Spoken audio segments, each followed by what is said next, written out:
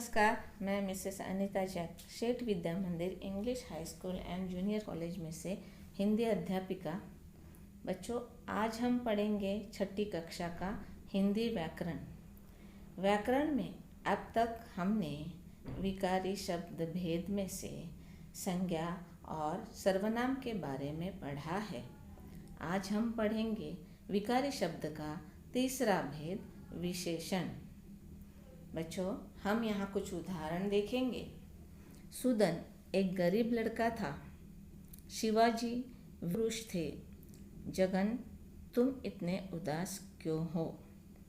अब इन उदाहरणों में गरीब, वीर, उदास, इससे हमें पता चल रहा है कि संज्ञा के बारे में यह शब्द कोई विशेषता बताते हैं। यानी विशेषण का मतलब है संज्ञा या सर्वनाम की विशेषता बताने वाले शब्द। इसे विशेषण कहलाते हैं। जिनकी विशेषता बताई जाती है उन्हें विशेष्य कहते हैं। बच्चों, विशेषण के 4 भेद हैं। 1.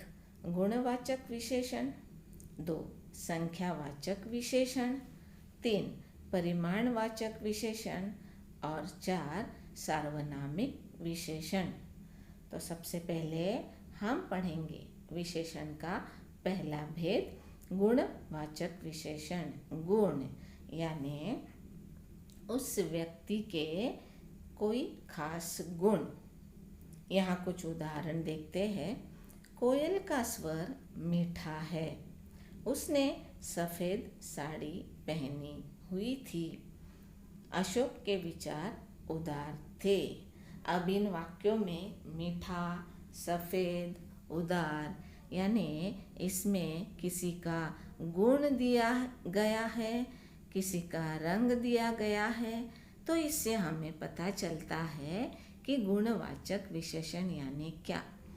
जिस विशेषण से संज्ञा या सर्वनाम के गुण, दोष, रंग, रूप और आकार आदि का बोध होता है उसे गुणवाचक विशेषण कहते हैं।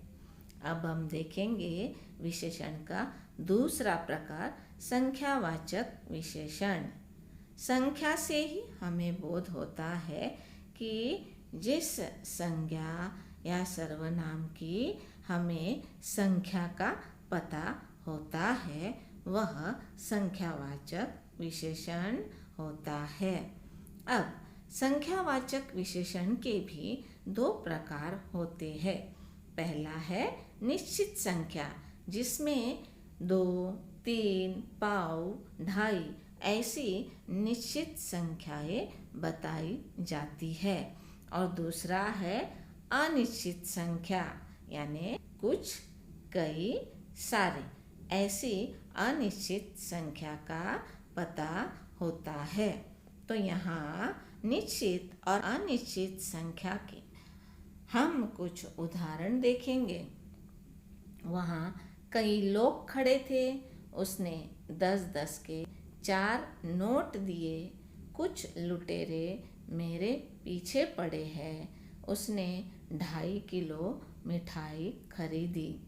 बच्चों, इसमें कई, 4, कुछ, 2.5 ये निश्चित संख्या और अनिश्चित संख्या का बोध करते हैं। तो इससे हमें पता चलता है कि ये संख्यावाचक विशेषण शब्द है। अब हम पढ़ेंगे विशेषण शब्द का तीसरा भेद, परिमाणवाचक विशेषण। परिमाण यानी नापना। अब कुछ उदाहरण हम देखेंगे। पहले की अपेक्षा अब अधिक अन्न उपजता है। डाक बंगला 3 किलोमीटर दूर है। उसके पास बहुत धन है। सोनिया का कुटुंब काफ़ी बड़ा है। अब इसमें अधिक, 3 किलोमीटर, बहुत, काफ़ी ये हमें परिमाण बताते हैं। तो इससे हमें परिमाणवाचक विशेषण की परिभाषा समझ आती है। जिस विशेषण से संज्ञा या सर्वनाम के नाप, तौल आदि का बोध होता है उसे परिमाणवाचक विशेषण कहते हैं। और अब हम देखेंगे विशेषण का चौथा भेद, सार्वनामिक। इसे ही संकेतवाचक विशेषण भी कहते हैं, यानी जो शब्द संकेत दर्शाते हैं। अब हम यहाँ पे कुछ उदाहरण देखेंगे। ये लोग अब यही रहेंगे, इस देश की विविधता में एकता है। वह लड़का अच्छा है।